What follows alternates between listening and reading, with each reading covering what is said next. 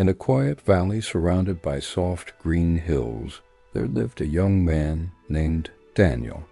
He was 24, curious about life, and deeply fascinated by the human mind.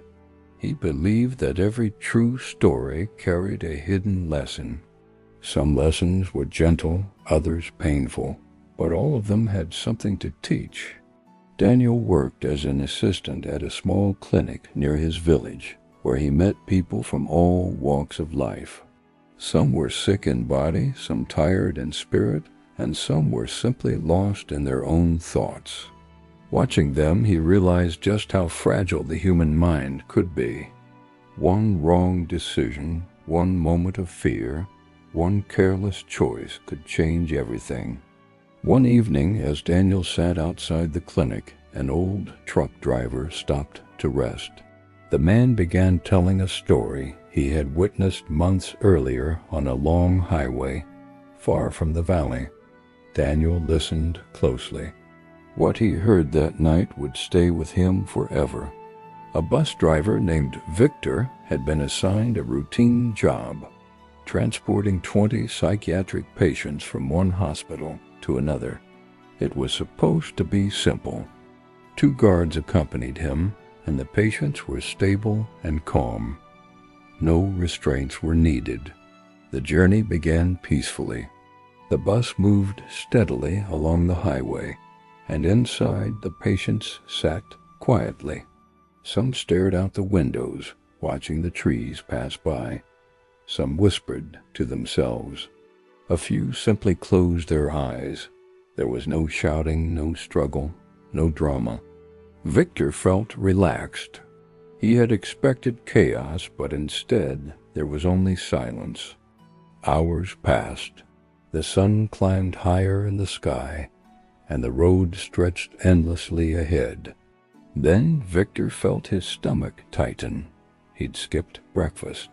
At first he ignored the hunger, but it grew stronger, his stomach growling loudly in the quiet bus. One of the guards looked at him. "Are you hungry too?" Victor asked. The guard gave a small laugh. "We were just scared to admit it." They had been driving for hours without stopping. Up ahead, they noticed a small roadside restaurant. It looked simple, but busy enough to promise quick service. Victor hesitated for a second, then pulled over. 10 minutes, he said. "We eat fast and leave." The guards nodded. In their hurry, they stepped off the bus and walked toward the restaurant. And they forgot one critical thing. They left the bus door unlocked. Inside the restaurant, the smell of hot soup and grilled meat filled the air. They ordered quickly and ate even faster. For those few minutes, they forgot their responsibility. They forgot the 20 lives sitting just behind them on that bus.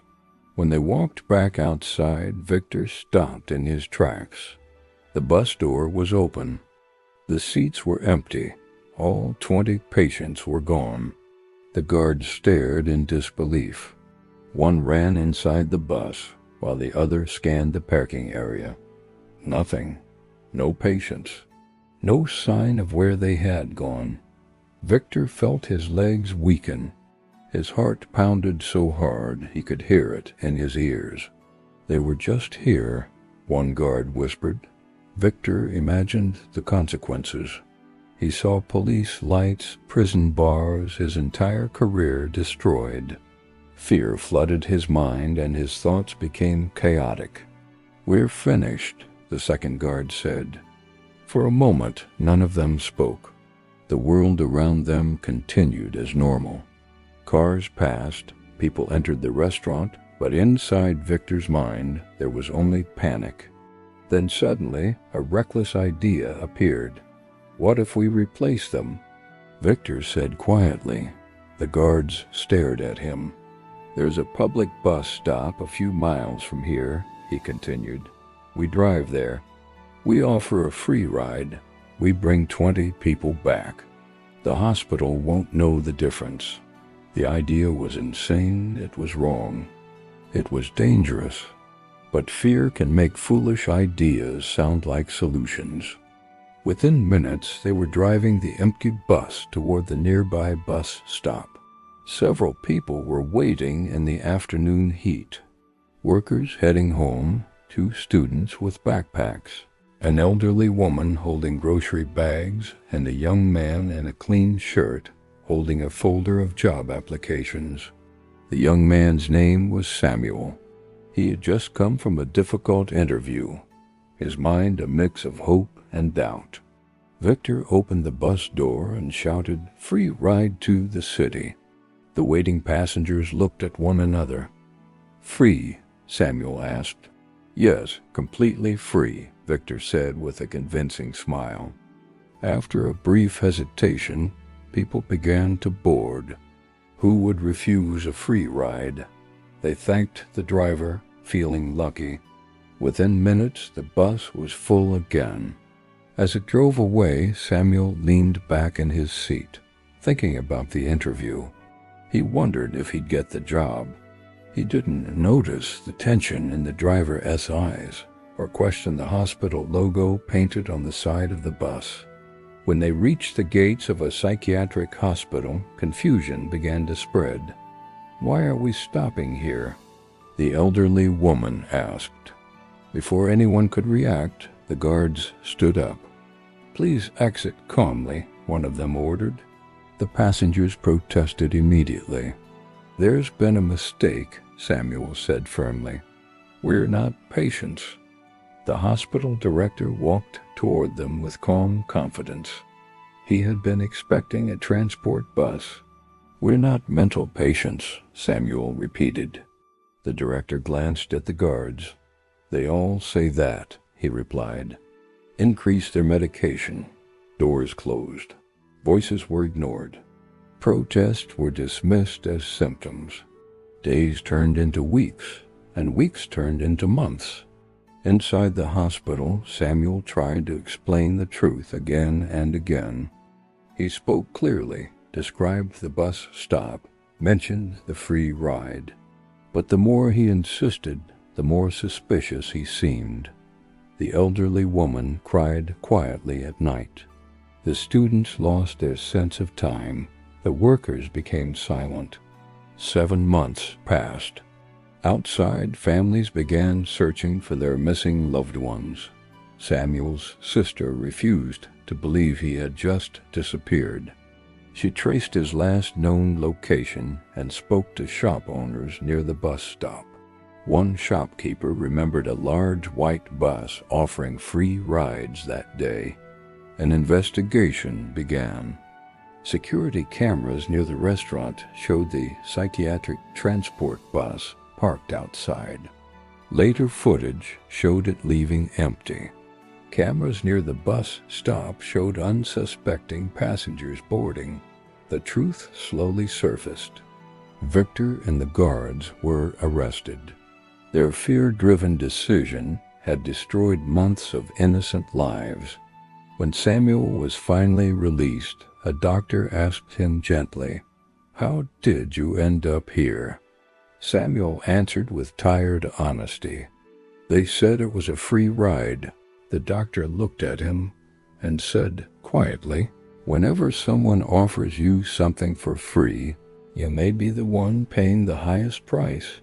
When the old truck driver finished his story, Daniel sat in silence. The night air felt heavy. The next day, Daniel visited the wise old man who lived at the edge of the valley. He had once been a respected psychologist, but now lived simply, surrounded by nature. Daniel told him the entire story. When he finished, he asked, "How can one moment of fear create so much suffering?" The old man didn't answer right away. Instead, he filled a glass with water until it reached the very top. "Walk across the yard," he said. "Do not spill a single drop." Daniel held the glass carefully. His focus sharpened, his steps slowed. He noticed nothing except the water trembling at the edge of the glass. He returned without spilling a drop. "Did you hear the birds?" the old man asked. "No." "Did you feel the wind?" "No." "You were fully present," the old man said. When the driver saw the empty bus, his mind was not present. It was drowning in fear. Fear makes people choose quickly. Calm minds choose wisely. Daniel nodded slowly. They were not present either, the old man replied. They saw something free and stopped thinking. Desire can be as dangerous as fear. Daniel understood. The story wasn't just about a crime. It was about awareness, responsibility, and the hidden cost of shortcuts. From that day on, Daniel shared the story in the village, but he told it in a way that made people feel the tension. He would pause at the empty bus, slow down when Samuel boarded, and let silence hang when the hospital doors closed. He wanted people to feel what fear can do, to question what looks easy, and to stay present. And every time he finished, he would say softly, "Stay aware. Think before you accept what seems free. And when life tests you with fear, hold your mind steady like a full glass of water." Years later, whenever Daniel faced a difficult decision, he remembered the empty bus, the closed doors, and the trembling glass of water. He would breathe. He would slow down, and he would choose carefully. Because sometimes the difference between freedom and regret is just one mindful moment. Thanks for watching. If this story resonated with you, consider subscribing for more content like this. Stay mindful and see you in the next one.